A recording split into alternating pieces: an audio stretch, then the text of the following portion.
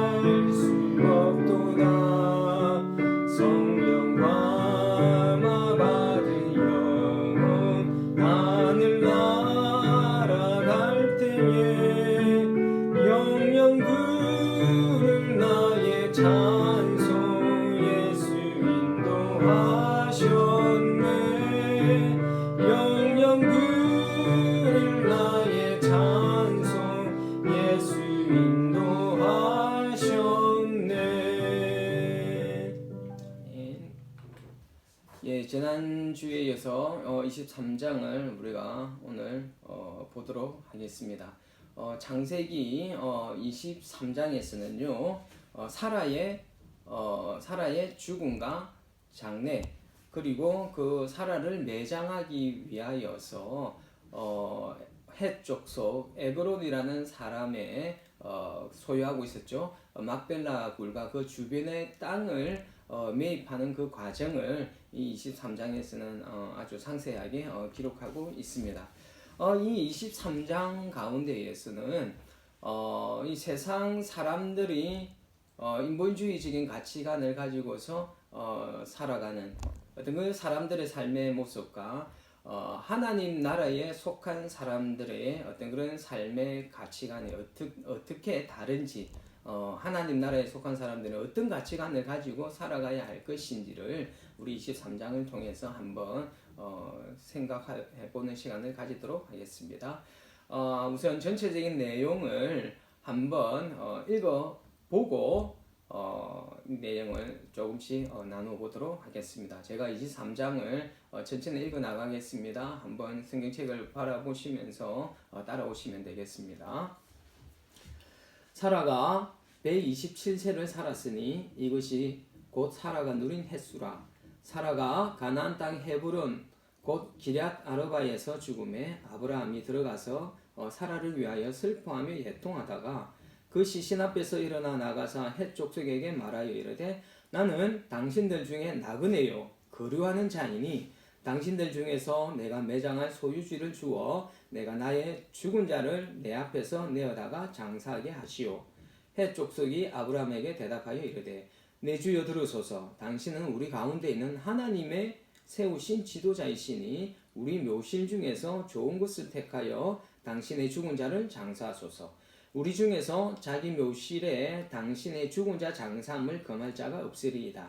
아브라함이 일어나 그 땅 주민 헷 족속을 향하여 몸을 굽히고 그들에게 말하여 이르되 나로 나의 죽은 자를 내 앞에서 내어다가 장사하게 하는 일이 당신들의 뜻일진데 내 말을 듣고 나를 위하여 소알의 아들 에브론에게 구하여 그가 그의 밭머리에 있는 그의 막벨라 굴을 내게 주도록 하되 충분한 대가를 받고 그 굴을 내게서 당신들 중에서 매장할 소유주가 되게 하기를 원하노라 하매 에브론이 헷 족속 중에 앉아 있더니 그가 헷 족속 곧 성문에 들어온 모든 자가 듣는 데서 아브라함에게 대답하여 이르되 내 주여 그리 마시고 내 말을 들으소서. 내가 그 밭을 당신에게 드리고 그 속의 굴도 내가 당신에게 드리되 내가 내 동족 앞에서 당신에게 드리오니 당신의 죽은 자를 장사하소서.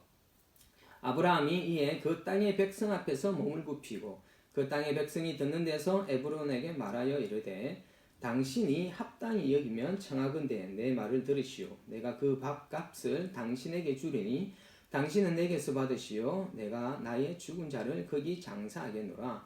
에브론이 아브라함에게 대답하여 이르되 내 주여 내 말을 들으소서. 땅값은 은 400세겔이나 그것이 나와 당신 사이에 무슨 문제가 되리까? 당신의 죽은 자를 장사하소서. 아브라함이 에브론의 말을 따라 에브론이 헷 족속이 듣는 데서 말한 대로 상인이 통용하는 은 400세겔을 달아 에브론에게 주었더니 마므레 앞 막벨라에 있는 에브론의 밭 곧 그 밭과 거기에 속한 굴과 그 밭과 그 주위에 둘린 모든 나무가 성문에 들어온 모든 헷 족속이 보는 데서 아브라함의 소유로 확정된지라. 그 후에 아브라함이 그 아내 사라를 가나안 땅 마므레 앞 막벨라 밭굴에 장사하였더라. 마므레는 곧 헤브론이라. 이와 같이 그 밭과 거기에 속한 굴이 헷 족속으로부터 아브라함이 매장할 소유지로 확정되었더라. 아멘. 예, 이 23장은 1절에서 2절까지는 가나안 땅에 들어온 지 62년, 이삭을 낳은 지 37년 만에 사라는 127세 나이로 이제 이 땅에서 삶을 마치고 하나님의 곁으로 가는 그 과정을 1절과 2절에 나와가 있습니다. 그리고 3절에서 18절의 내용은 아브라함이 헷 족속의 영지 가운데 있는 막벨라 굴과 그리고 그 주변에 그 에브론의 주변의 밭을 사는 그 매장주로 사는 그 과정을 매입하는 과정이 3절에서 18절까지 나아가 있고 19절에서 20절에는 이제 사라를 막벨라 굴에 장사하는 모습이 그려져 있습니다. 자, 우리 한 절씩 보면서 공부하도록 하겠습니다. 우선 우리가 1절에 볼 것 같으면 사라가 127세를 살았으니 이것이 곧 사라가 누린 횟수라 이렇게 나옵니다. 성경에 보면은 여자의 나이가 기록되어져 있는 아마 유일한 부분일 것입니다. 왜 이 성경 창세기 23장 여기에서는 사라의 나이를 기록했을까요? 아마 이 사라는 하나님의 그 언약을 받은 자로서 모든 믿는 자들의 믿음의 어머니가 되었기 때문에 아마 이 사라의 나이를 구체적으로 기록한 것 같습니다. 이때 이삭의 나이는 37세가 되겠습니다. 자, 이절에 사라가 가나안 땅 헤브론 그 기럇 여발에서 죽음에 아브라함이 들어가서 사라를 위하여 슬퍼하며 애통하다가 곡을 하면서 울기도 했다가 또 소리를 내지 않고 속으로 또 흐느끼는 어떤 그 가슴으로 그 슬픔을 느끼는 아브라함의 슬퍼하는 모습입니다. 같이 함께 산 그 세월이 얼마나 그에게는 사라와 함께 살았던 그 시간이 얼마나 그에게는 소중했겠습니까? 아마 사라를 사랑하는 그 마음은 참 많이 깊었을 때인데 그 짝을 이제 하나님 나라의 곁으로 보내는 그 이별의 시간이 아마 아브라함에게는 가장 큰 아픔의 시간이었던 것 같습니다. 아무튼 이제는 사라를 위하여 슬퍼하며 애통이 하다가 이제는 일어나서 헷 족속에게 다가가서 그 사라를 매장할 땅을 달라라고 이야기를 합니다. 4절에 나오죠. 나는 당신들에게 나그네요 거류하는 자이니 당신들 중에 내게 매장할 소유지를 주어 내가 나의 죽은 자를 내 앞에서 내어다가 장사하게 하시오라고 나아가 있습니다. 매장할 소유지를 달라라고 합니다. 이때 고대 근동 주변 국가에서는 대부분의 사람들은 특별하게 고위층, 귀족, 왕족 외에는 거의 다 화장을 하는 것이 그들의 풍습이었지만은 이 히브리인들은 이렇게 매장하는 것이 이들의 풍습이었습니다. 그래서 이렇게 매장할 소유지를 지금 찾고 있는 것이고 아브라함이 그렇게 이야기를 하죠. 자신을 뭐라고 밝히고 있습니까? 나그네요. 이 땅 가운데에서 사는 나그네요. 거류하는 자다라고 이렇게 이야기를 하고 있습니다. 무슨 의미입니까? 한 평의 땅도 없는 나그네라는 뜻입니다. 이 의미는 바로 남의 땅에 살되 합법적으로 사는 사람. 뒤집어서 이야기를 하면은요, 합법적으로 살기는 살지만은 땅을 한 평도 구입할 수 없는 사람이라는 뜻으로 자신을 나그네요, 우고하는 자다, 거류하는 자다 이렇게 이야기를 하고 있습니다. 자, 이것은요, 우리에게 이 아브라함이 가지고 있는 아브라함이 우리에게 말하는 이 안에는 우리에게 던져주는 메시지가 있습니다. 하나님의 백성들이 이 땅 가운데에서 어떤 삶의 태도를 가지고 살아가야 할지를 아브라함의 말 가운데에서 우리는 깨달을 수가 있습니다. 하나님의 백성은 이 세상에서의 땅에서 영원히 살 것이 아니라 약속의 땅, 하나님의 나라에서 살아가야 할 나그네라는 그 삶의 태도를 우리는 가지고 살아가야 할 것 같습니다. 이것을 우리는 나그네 신학이다 이렇게 부르기도 합니다. 우리 그리스도인들은요, 이 땅의 삶에 얽매이지 않아야 합니다. 이 땅의 삶이 전부인 것처럼 우리가 살아서는 안 됩니다. 이 땅에서 그렇기 때문에 이 땅에서 우리는 너무 성공이라는 것에 집착하지 않았으면 좋겠습니다. 너무 많은 것을 소유하려고 하지 않았으면 좋겠습니다. 우리는 단지 하나님 나라라는 그 고향이 있지 않습니까? 그 고향에서 잠시 이 땅에 소풍 나왔다가 집으로 우리는 돌아가야 할 사람이라는 어떤 그런 자세를 가지고 살아가야 될 것 같습니다. 소풍 나가서 우리가 집 짓고 많은 것을 가지고 소유하려고 하지 않습니다. 소풍 갔다가 잠시 돌아보고 좋은 것 보고 돌아보고 우리가 집으로 돌아가지 않습니까? 우리가 그런 마음으로 이 세상 가운데 살아갔으면 좋겠습니다. 우리 그리스도인들은 이 땅에서는 외국인과 나그네로 살면서 믿음을 따라서 본향을 향하여 나아가야 하는 어떤 그런 삶을 살아야 하는 순례자와 같은 어떤 그런 정신으로 우리가 이 땅 가운데서 살아갈 수 있는 우리 눈물든 성도들 되었으면 좋겠습니다. 그래서 지금 우리가 많은 것을 우리가 소유하지 못했다고 하여서 많은 성공을 이루지 못했다고 하여서 여러분 너무 슬퍼하거나 너무 안타까워하지 않았으면 좋겠습니다. 우리의 고향은 우리가 가야 할 곳은 모든 것들을 만족스럽고 풍족하게 해주는 하나님 나라라는 것을 기억하시면서 이 땅의 삶을 하루하루 하나님 나라를 바라보면서 살아갈 수 있는 저와 여러분 되시기를 부탁드리겠습니다. 자, 우리가 오전에 보니까요, 이제 헷 족속이 아브라함에게 대답하여 이르되라고 할 때 여기 헷 족속이 나오지 않습니까? 여러분 이 헷 족속이 누구냐면은 아마 여러분들 중고등학교 때 세계사 시간 아마 배웠을 것 같은데요. 철기 문화를 기반으로 하여서 아주 강력한 힘을 구사했던 히타이트족 들어보셨죠, 그렇죠? 히타이트족을 말합니다. 이 헷은 또 누구냐 하면은요, 여러분 함 알죠, 그렇죠? 노아의 자녀 중에 함이 있었지 않습니까? 함의 손자이면서 가나안의 아들이었던 그 헷의 후예가 바로 이 헷 족속이라는 것을 여러분이 기억하시고 가나안 주요 족속 중에 한 족속입니다. 자, 이 헷 족속이 아브라함에게 뭐라고 이야기를 하느냐면요. 내 주여 들어서서 당신은 우리 가운데 있는 하나님이 세우신 지도자다라고 이렇게 이야기를 하고 있습니다. 하나님이 세우신 지도자.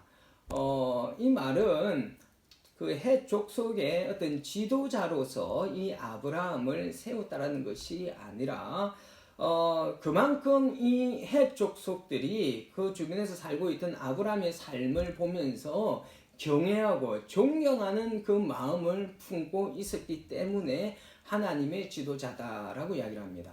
곧 하나님께서 아브라함과 함께 동행하시면서 아브라함에게 축복을 부어주시는 것을 아브라함의 삶을 통하여서 아마 이 주변의 사람들이 보았기 때문에 이 주변에 있었던 이 헷 족속들이 이 아브라함을 아주 존경했던 것 같습니다. 그래서 하나님의 지도자다라고 이렇게 칭찬을 하고 있는 것입니다.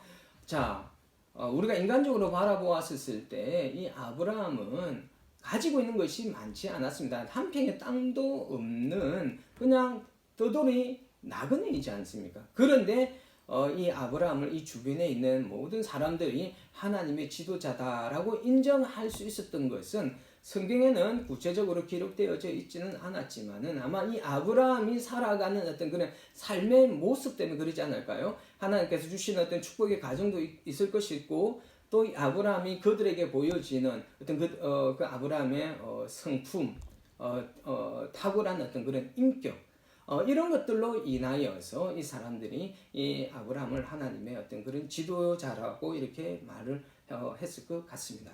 이처럼 사람의 가치를 우리가 판단하는 것은 그 사람이 외적으로 많이 가지고 있는 어떤 그런 것으로 사람의 가치를 이렇게 평가하는 것이 아니라 그 사람의 어떤 그런 삶의 모습과 태도들이 그 사람의 그 삶의 가치를 결정하는 것 같습니다. 그렇기 때문에 우리가 이 땅 가운데서 하나님의 사람으로서 이 땅 가운데 살아갈 때 우리가 또 정말 아브라함처럼 하나님께도 인정받을 뿐만 아니라 이 세상의 사람들로부터도 인정받을 수 있는 하나님의 사람이 될 수 있었으면 좋겠습니다. 하나님의 사람이 이 세상의 사람들로부터 인정받을 수 있는 것은 바로 우리의 삶의 모습이지 않겠습니까? 이 아브라함이 성숙한 성품, 탁월한 어떤 그런 인격을 보일 수 있었던 것은 아마 이 아브라함이 하나님과 깊은 어떤 친밀함의 관계를 가지고 있었기 때문에 하나님과 깊은 영적인 교통함을 가지는 어떤 그런 사람이었기 때문에 이 아브라함의 인격도 탁월한 사람이 되지 않았을까라고 생각이 되어집니다. 우리도 잘 알다시피 아브라함도 참 아주 연약한 모습들이 우리가 있었다라는 것을 창세기를 읽으면서 우리가 보았지 않습니까? 근데 아브라함이 계속해서 하나님을 만나고 경험하면서 이 사람의 믿음도 자라났을 뿐만 아니라 믿음이 자라난 만큼 이 사람의 어떤 성품도 아주 성숙해져 갔던 것 같습니다. 여러분, 교회 오래 다니고 믿음 좋다라고, 믿음은 좋은데 참 저 사람 성격은 별로야, 이 말에는 저는 모순이 있다고 생각합니다. 진짜 하나님을 아는 올바른 믿음을 가진 사람은 그 사람의 성품도 살아가는 삶의 태도도 분명히 세상의 사람들과는 다르고 이 세상의 사람들이 인정할 만한 어떤 그런 성숙함을 가진 사람이라고 저는 믿습니다. 그래서 저와 우리 누몬든 성도 여러분들은 정말 아브라함처럼 정말 하나님과 깊은 영적인 교통 그리고 하나님과 친밀한 관계를 통하여서 우리의 성품도 이 세상 사람들이 인정할 수 있는 어떤 그런 성숙함으로 나타날 수 있도록 우리가 살아갈 수 있었으면 좋겠습니다. 자, 그리고 우리 쭉 넘어가서 이제 아브라함에게 이 헷 족속이 아브라함에게 그 땅을 그냥 줄 것처럼 이야기를 합니다. 하나님이 세우신 지도자이니까 우리 묘실 중에서 좋은 것을 택하여 당신의 죽은 자를 장사하소서. 우리 중에서 자기 묘실에 당신의 죽은 자 장사함을 금할 자가 없으리라. 자, 아브라함을 존경하여서 이 땅을, 그 매장할 땅을 거저 주려고 하는 것 같습니다. 그렇죠? 그리고 나중에 볼 것 같으면은 이 사람들의 어떻게 보면 아주 약사빠른 어떤 그런 계산법이 깔려 있는 것 같습니다. 나중에 볼 것 같으면 아주 비싼 값에 이 땅을 파는 것을 보았을 때 결코 거저 주려고 하는 어떤 그런 호의적인 마음만은 가지고 있지는 않았던 것 같습니다. 자, 7절에 이제 아브라함이 일어나 그 땅 주문 헷 족속을 향하여 몸을 굽히고 그들에게 말하여 이르되 나로 나의 죽은 자를 내 앞에서 내어다가 장사하게 하는 일이 당신들의 뜻일진데 내 말을 듣고 나를 위하여 수알의 아들 에브론에게 구하여서 그의 반머리에 있는 그의 막벨라 굴을 내게 주도록 하되 충분한 대가를 받고 그 굴을 내게 달라라고 이렇게 이야기를 하는 것을 우리는 볼 수가 있습니다. 지금 이 상황에서는 굳이 공짜로 주겠다고 하는데 아브라함은 굳이 이 땅을 살려고 할까요? 이것은 아마 혹여나 나중에 어떤 갈등이 생겨서 이 땅의 소유주에 대한 어떤 그런 분쟁이 일어날 것을 아예 애초에 없애기 위하여서 합당하게 값을 지불하고 이 땅을 살려고 하고자 하는 의도도 있고 또 뒤에 가서 이야기하겠지만은 이 땅은 이 가나안 땅 지금 한 평도 소유하고 있지는 않지만은 하나님께서 이 아브라함과 그 후손들에게 주시기로 한 땅 이 가나안 땅이기 때문에 이 땅을 그 삶을 통하여서 이제는 정말 하나님께서 이 땅을 나에게 주는 것이다라는 것을 확정하고자 하는 어떤 그런 행동과 그런 의도도 있는 가운데에서 이 땅을 값을 주고 사고자 하는 것입니다. 아브라함의 믿음이 이 땅을 사는 가운데에서도 나타나는 것을 우리는 보아야만 하는 것입니다. 자, 이 막벨라 굴이 어디에 있느냐? 헤브론 지역에 속해 있습니다. 헤브론 지역에 속해 있고 하나님의 주시겠다고 하는 그 가나안 땅에 있는 것이겠죠, 그렇죠? 자, 아브라함은 이 가나안이 자신과 후손을 위한 약속의 땅이라는 확신에 차서 이 땅을 매입하고자 한다라는 것을 여러분 보시고 이것을 읽어 나가시면 좋겠습니다. 자, 그리고 10절에 우선 이 10절에 넘어가기 전에 지금 우리는 여기서 좀 한번 아브라함의 마음도 우리가 좀 한번 좀 보았으면 좋겠습니다. 우선 아브라함은 하나님의 그 부르심에 순종하여서 자신이 소유하고 있었던 아마 갈 때 우리 그쪽에도 자신이 소유한 땅들과 어떤 그런 것들이 있었지 않았겠습니까? 자신이 소유하고 있었던 그 모든 것을 내려놓고 친척을 다 떠나서 그 본토를 떠나서 나왔지 않습니까? 뭐 때문에요? 하나님이 부르시고 하나님께서 이 아브라함에게 주시겠다라고 하는 어떤 그런 약속의 말씀, 땅, 후손 이 약속을 말씀을 믿고 나왔지만은 지금 정작 땅 한 평 이 사라를 매장해야 할 땅 한 평 없는 그 자기 신세가 우리가 인간적으로 봤을 때는 어쩌면 아주 뭐라고 해야 될까요? 허망하다고 해야 될까요? 아주 그 아브라함의 마음이 비참하지 않았을까 그런 생각도 듭니다. 하나님의 약속의 말씀을 믿고 나왔는데 자기가 가장 사랑하는 그 아내를 묻을 매장지가 하나도 없는 이 아브라함의 마음은 참 슬펐을 것 같지만은 그건 우리들의 마음인 것 같고 아마 아브라함은 그렇지 않았던 것 같습니다. 이런 상황 가운데에서도 이 아브라함이 하나님 나에게 내 사랑하는 아내를 묻을 이 땅 한 평 주지 않으십니까? 그렇게 약속하셔놓고 왜 나의 땅 한 평 하나 주시지 않습니까? 라고 원하지 않습니다. 보통 우리 같으면은 참 그런 원망과 불평이 나올 만한데 이 아브라함은 그렇게 원망하거나 불평하지 않습니다. 이 땅 약속의 실현이 정말 필요한 시간이지만은 그 약속은 아직 성취되지 않습니다. 그러나 아브라함은 하나님을 원망하지 않죠, 그렇죠? 자, 묵묵히 하나님의 약속의 성취를 기대하면서 아마 하나님을 아브라함은 계속해서 바라보았을 같습니다. 하나님에 대한 신뢰가 아브라함에게는 분명히 있습니다.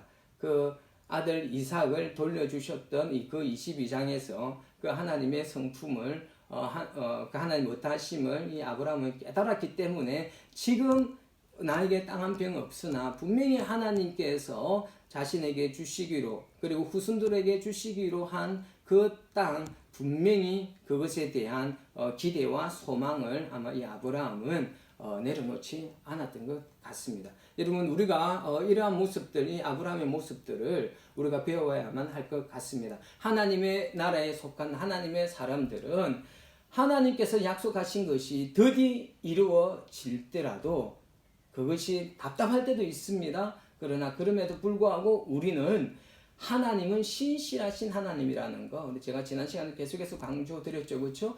하나님은 약속하신 것을 반드시 지키시는 하나님이라는 거.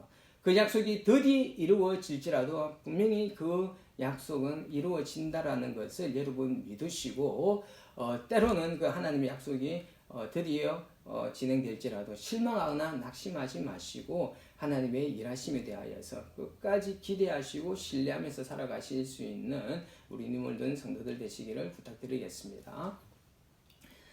자, 10절에 에브론이 헷 족속 중에 앉아있더니 그가 헷 족속 곧 성문에 들어 모든 자가 듣는 데서 아브라함에게 대답하여 이르되 내 주여 그리 마시고 내 말을 들으소서. 내가 그 밭을 당신에게 드리고 그 속의 굴도 내가 당신에게 드리되 내가 내 동족 앞에서 당신에게 드리오니 당신이 죽은 자를 장사하소서. 자, 아브라함은 무엇만을 원했습니까? 그 사라를 매장할 수 있는 막벨라의 그 굴만을 원했는데 지금 슬쩍 그 땅도 주겠다라고. 아마 아브라함이 그것을 받지 않을 거라는 것을 너무도 잘 알고 있었기 때문에 이제 슬쩍 밭도 슬쩍 얹어서 같이 이렇게 팔려고 하는 어떻게 보면 아주 계산적인 행동을 하는 에브론을 모습을 볼 수 있습니다. 그럴 때 아브라함은 뭐합니까? 역시 그 밭도 어떻게 합니까? 아브라함은 다시 살고자 합니다.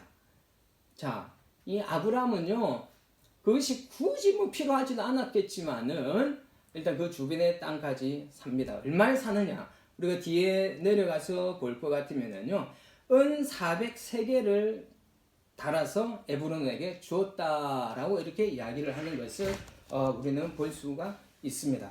이 은 400세겔을 요구하는 것을 보았었을 때 이 에브론이 아주 호의적으로 겉으로는 호의적이었지만은 은밀한 욕심을 품고서 아브람과 거래를 하려고 했던 것을 볼 수가 있는데 이 은 400세겔의 가치가 어느 정도 되느냐 하면은 여러분 그 아합이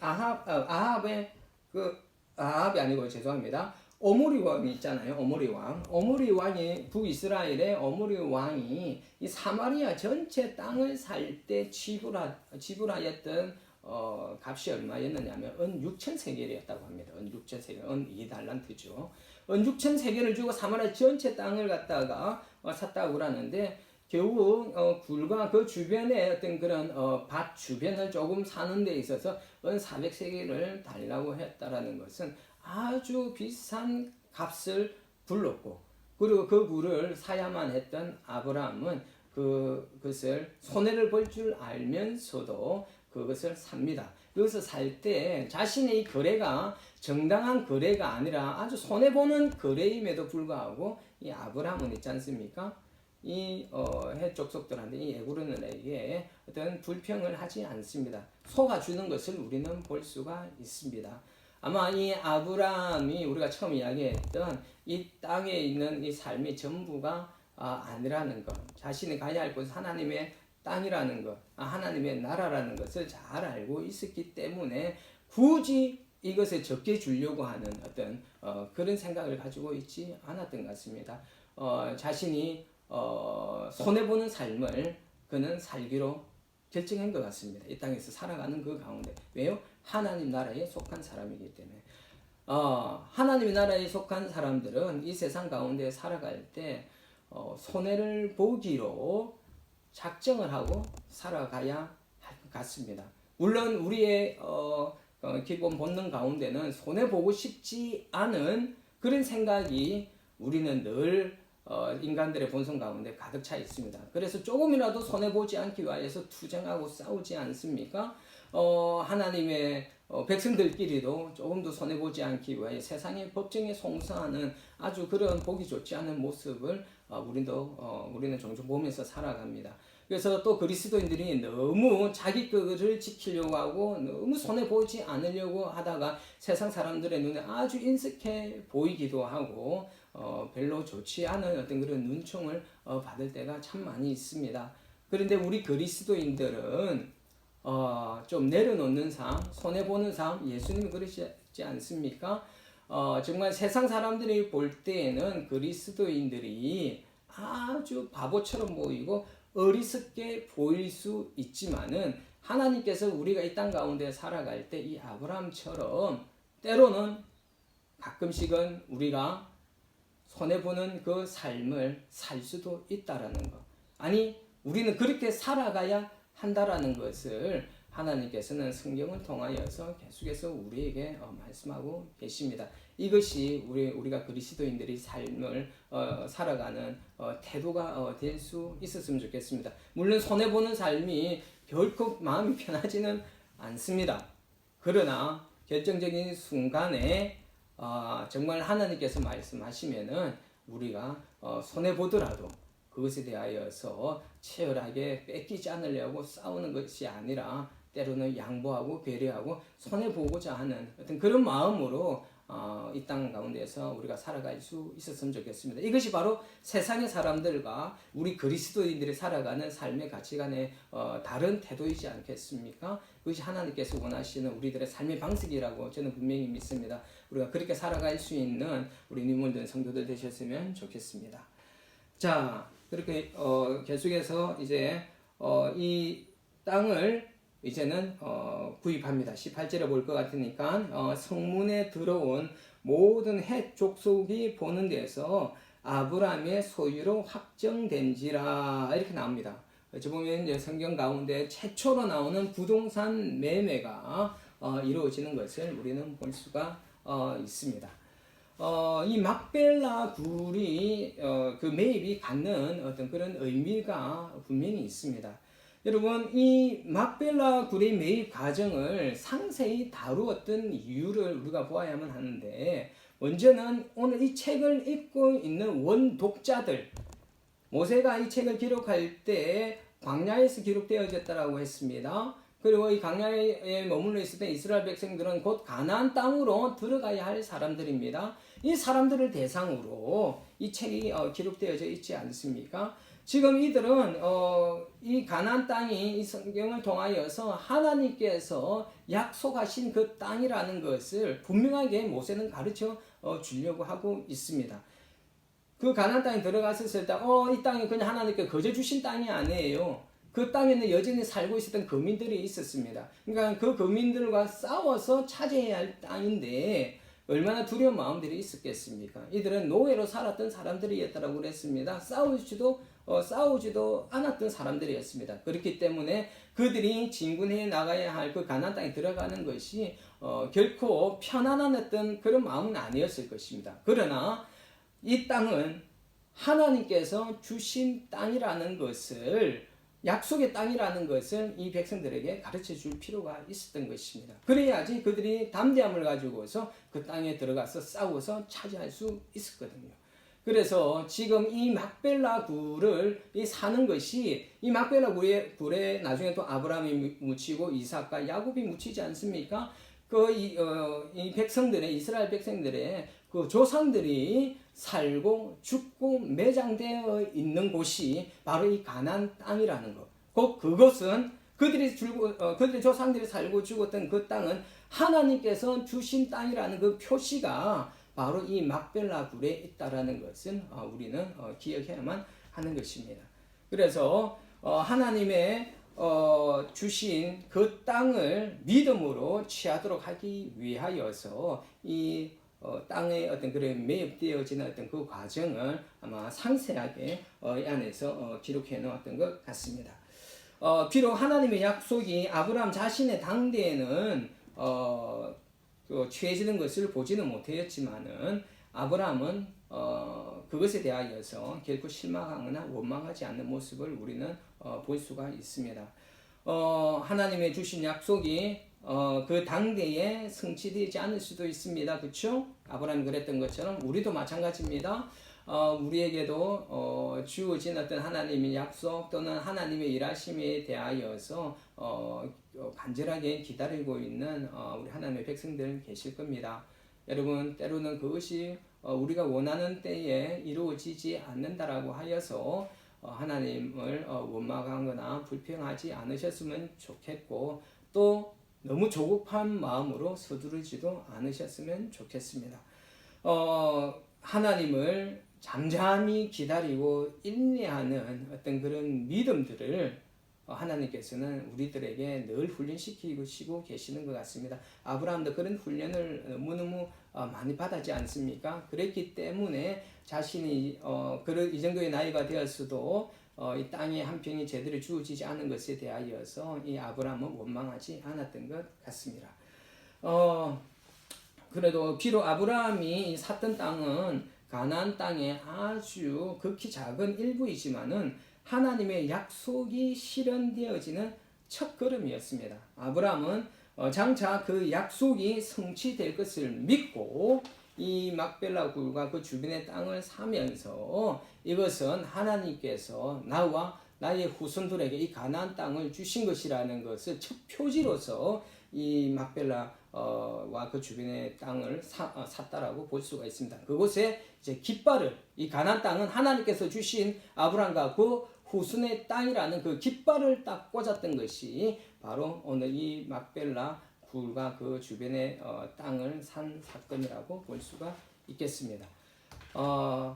우리는 오늘 이 23장을 통하여서 우리 그리스도인들이 살아갈 때 생각해야 될 것은 이 땅에서 정말 나그네의 신학, 나그네와 같은 삶을 사는 그런 가치관을 가지고 우리가 살았으면 좋겠습니다.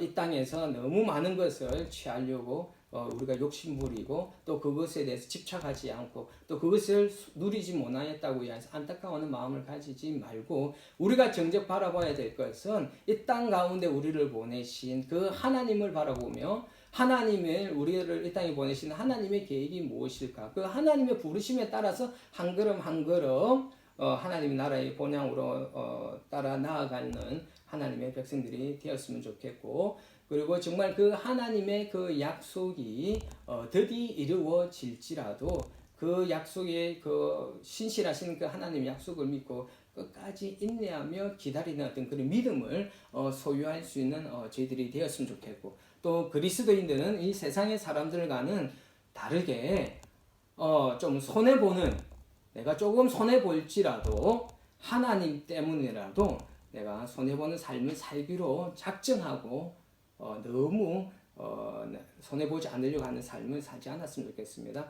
우리 그리스도인들은 내어주는 삶, 배려하는 삶, 손해보는 삶을 살아야 한다는 어떤 그런 사명이라고 생각하시면서 좀 넉넉하고 배려하는 어떤 삶을 살았으면 좋겠고, 아브라함이 세상의 사람들로부터 하나님으로부터 인정받았던 어떤 그 탁월한 삶을 살았던 것처럼 우리 모든 성도들도 정말 하나님과의 깊은 영적인 관계를 통하여서 탁월한 성품을 이 세상 사람들에게 나타내 보일 수 있고, 그렇게 인하여서 하나님 앞에 영광 돌릴 수 있는 저와 여러분들 되시기를 예수 그리스도 이름으로 축원합니다.